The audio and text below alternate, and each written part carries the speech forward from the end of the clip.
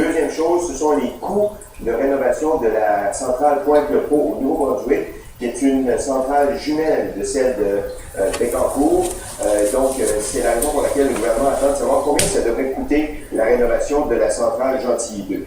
Voici les deux choses que le gouvernement attend. En même temps, Jean Charest utilise une lorgnette emploi pour défendre son préjugé favorable envers Gentilly 2. Il dit qu'il y a 800 emplois, et quand le Parti québécois parle de fermer Gentilly 2, il veut tuer des jobs en Mauricie. C'est évidemment très alléchant de maintenir ces 800 emplois pour les gens de la Mauricie. Et le Parti québécois accuse le gouvernement d'avoir une lorgnette électoraliste dans ce dossier de Gentilly 2. Que la véritable question qu'on doit se poser, c'est: a-t-on besoin de Gentilly 2 dans la production électrique du Québec? La réponse du Parti québécois, c'est de dire non, parce que Gentilly 2 produit 2 à 3% de l'électricité dont le Québec a besoin actuellement. Alors, quand on fait la balance des inconvénients, l'équilibre des inconvénients, Gentilly 2 pose plus d'inconvénients que de points positifs. On pourrait investir l'argent en éolien ou encore dans l'énergie solaire. Et c'est la raison pour laquelle il faut fermer Gentilly 2. Au sujet des emplois, le Parti québécois dit oui, il y a des emplois en jeu. Créons un fonds de diversification de l'économie et replaçons ces gens qui éventuellement pourraient perdre leur emploi avec Gentilly 2.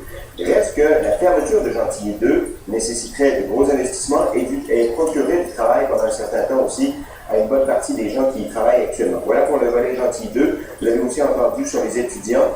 Tout ce doit se faire dans le respect. Le débat sur l'augmentation des frais de scolarité, des droits de scolarité a été fait. Nous avons utilisé des principes d'accessibilité et de justice. M. Charest ne donne aucun indice qu'il va reculer sur l'augmentation des droits de scolarité.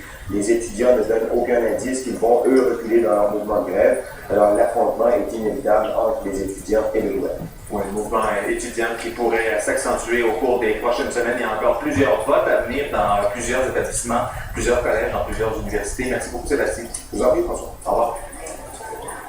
Maintenant, l'émission Une heure sur Terre rediffuse ce soir un reportage sur un réseau international de trafic d'organes, l'un des plus vastes jamais démantelé.